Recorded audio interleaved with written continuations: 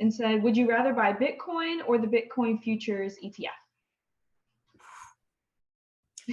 Gene's asking the hard question here. Well, the question where I'm about to go on a major ranting session. Yeah, so I will give the simple answer and then I'll give the long answer. The simple answer is I'd much rather own real Bitcoin. And the reason why is because the recent Bitcoin futures ETF that everyone's buzzing about, which is, look, if you have a brokerage account, you're familiar with that, and you're looking to trade, and maybe you hold something for a year, nothing too terrible with holding BITO, which is this new product that's launched, this new Bitcoin ETF.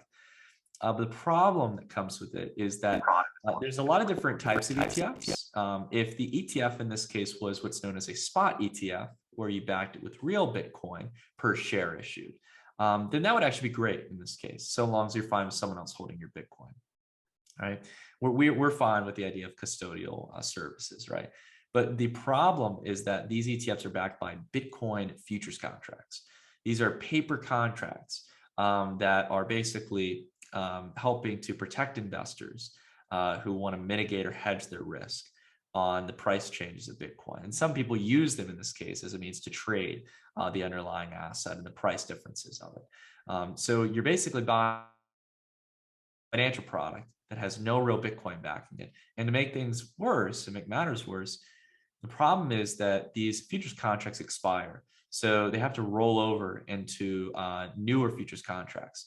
To put it in really simple terms, that means more added cost for you. So you don't own the real asset. It's being managed by someone else. And the worst part is there's no real Bitcoin backing it. Whereas in this case with Bitcoin, you can have you can not only have real Bitcoin in this case, you can have full autonomy.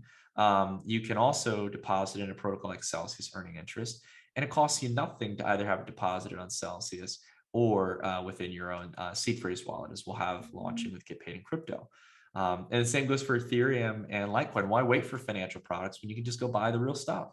So I think this is, again, something for if you're here right now, you may be someone who's still looking to be passive about crypto, but you're a little more in the know in this case. You're more eager to get into it. And I think that that's something to be proud of.